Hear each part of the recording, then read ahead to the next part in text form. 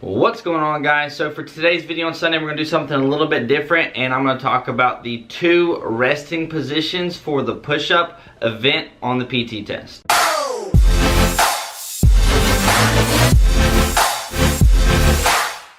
The reason I'm making this video is because in the push-up form video that I created a while back, I didn't actually talk about the resting positions. And for those of you who are trying to maybe test yourself for the PT test and you don't know what the resting positions are and what you can do without getting disqualified in that event, I've never made a video talking about that, and I've gotten several questions asking me about what the resting positions are for the push-up position without getting you disqualified.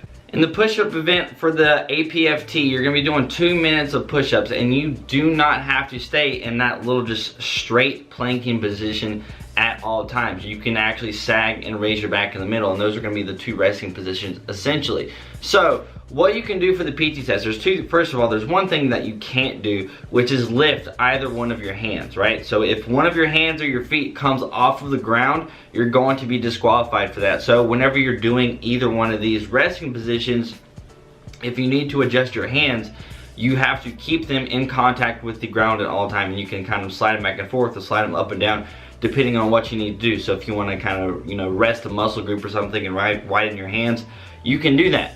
But the first thing that a lot of people are going to be doing is arching their back, like raising their back up, and I'll overlay a video right here.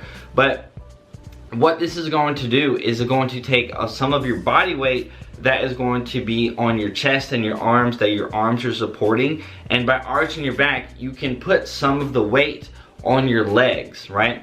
Now the standard here for this resting position is that you can arch your back, but you cannot have the majority of the weight on your legs, right?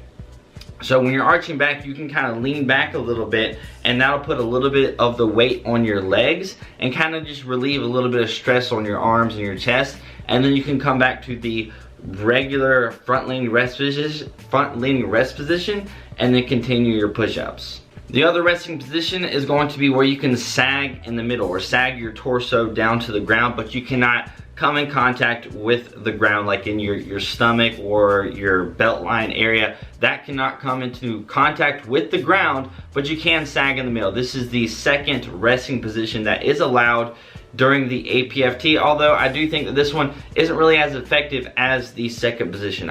Whenever I have to rest, I will always arch my back. I don't really go back on my legs because for me, I'm trying to do, nearly 100 push-ups in 2 minutes, so I can't really rest for that long whenever I do rest. So if I were to rest on my legs, that just takes up a lot of time, and when you only have 2 minutes, that's really not a lot of time whenever you're trying to either max the push-ups or just go beyond that. So if you're testing yourself on a regular basis for the Apft and you're doing the push-up event and you didn't know what the 2 resting positions are, now you know. So that was a quick little video on Sunday. Be sure to check out my vlog tomorrow. I actually vlogged yesterday and edited it, so that's really good for me, and I'm uploading it tomorrow, so be sure to check that out. If you like this video, hit that like button. That would be awesome. If you want to stick around some more of my videos, hit that subscribe button. That would be even better. I hope you guys have a great day, and I'll see you guys later.